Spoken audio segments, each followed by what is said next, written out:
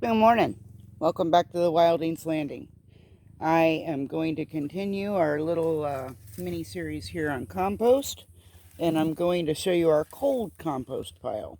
This one does not get manure added. This is our oldest compost pile right inside my container garden, which was our first garden on the property. I've just thrown, as you can see, lots of eggshells. There's paper towels, there's lots of twigs, and we don't really turn this compost much, probably not as much as we should. I don't know if you can tell how dark and black it is in this video. And this video won't be very long. I just wanted to show you another method of composting for those of you who may not have animals to add manure. We have some sweet potatoes growing in it right here. Kind of wanted to dig up and see how I pulled these when we were getting ready to. This had amaranth, lots of zinnias, had all kinds of things growing in it, which we let that happen throughout the seasons and turn it about once a year or so. I will probably harvest those sweet potato slips. As a matter of fact, let me get those out of there. Put those aside for just a minute. I'm going to follow that runner, see if we actually can find a potato in here. Haven't been that lucky yet, but we haven't gone very deep either. And like I said, this is just compost that we just let it do its own thing. And then come in once a year, once every 18 months or so, sift it out and start it over. I see thicker root. I don't know if it's showing up on the camera.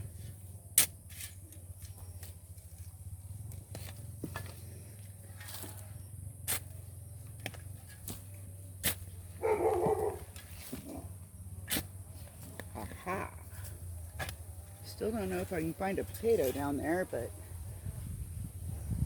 this wasn't supposed to be a video about harvesting potatoes. It's a video about showing you a cold compost pile, so that if you don't have animals that you can use their manure to make a hot compost, you're not discouraged about composting, because there are other ways.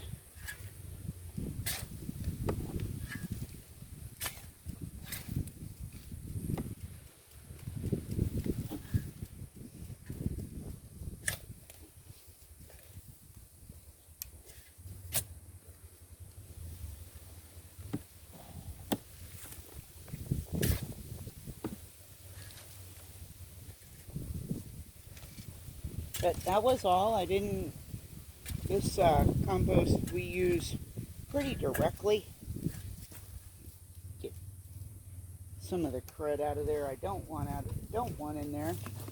When I came out, I found our resident black racer hanging out. A couple of more sweet potato slips. We'll definitely replant those.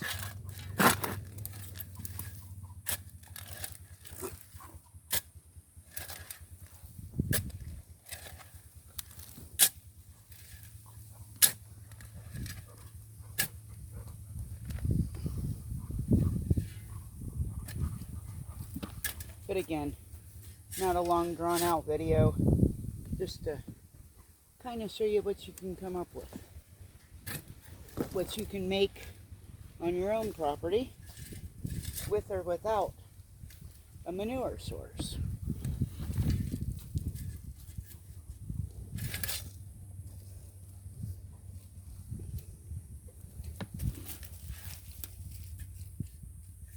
And this is an old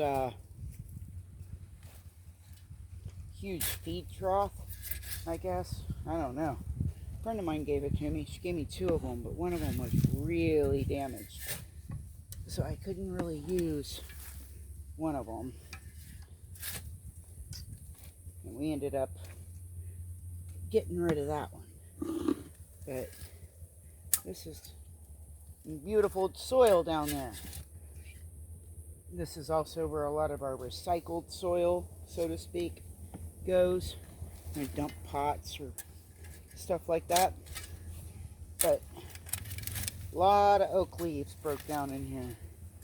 Lots and lots of oak leaves broke down in here. Looks like I got more sweet potatoes right there.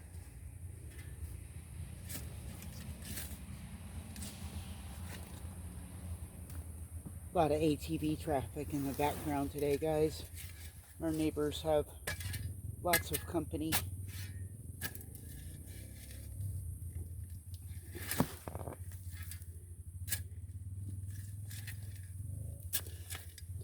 But that's all. Just before I went on to showing you gardens and stuff like that, I wanted to finish this little mini series on our composting systems, so that you got to see that. And I used to be one of those people that was really discouraged for not having a manure source, not being able to have a hot compost. But I didn't want any of our viewers, subscribers, to be discouraged. So I thought I'd bring you along and show you that it's a much slower process. Cold compost is very slow. Where we're turning over that hot compost, we're using the hot compost in about a month. This one would never turn over that quick. Never. But you can do it. My son and my husband, oh, is that a worm? I don't want to touch it because I do have millipedes and all kinds of things in here. But I also have a lot of earthworms in here. And we throw palm, we throw all kinds of stuff. I'm kind of one of those compost everything people.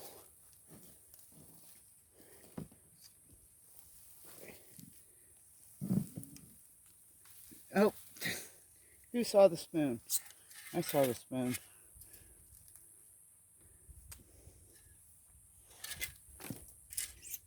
Plastic spoon.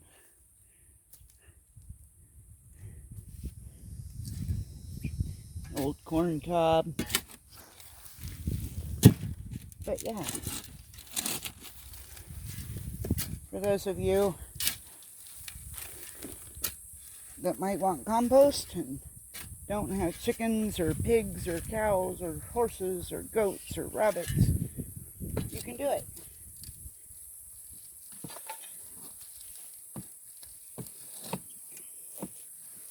Have to be a lot more patient, but it can be done.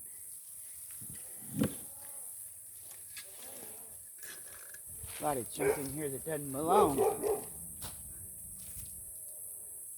But when we sift it out, we find all that stuff.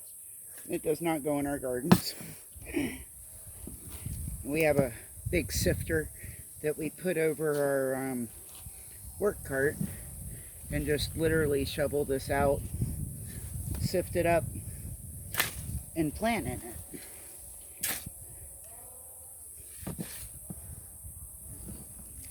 But yeah, it's pretty stuff. Pretty stuff. Real fertile.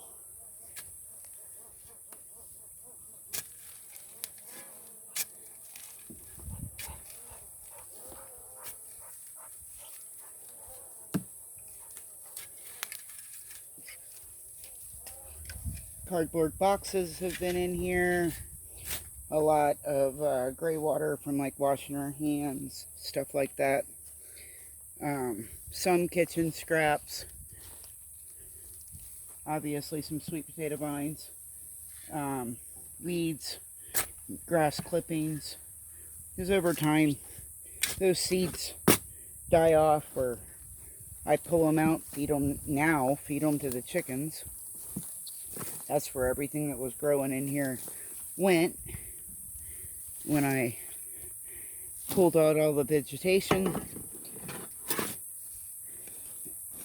a lot of that went to chickens.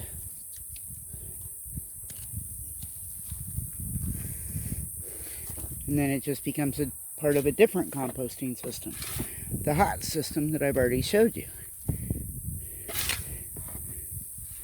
But yeah, I wanted to bring you along and show you a cold composting system and how dark and rich and gorgeous it can be. Alright, thank you for joining me.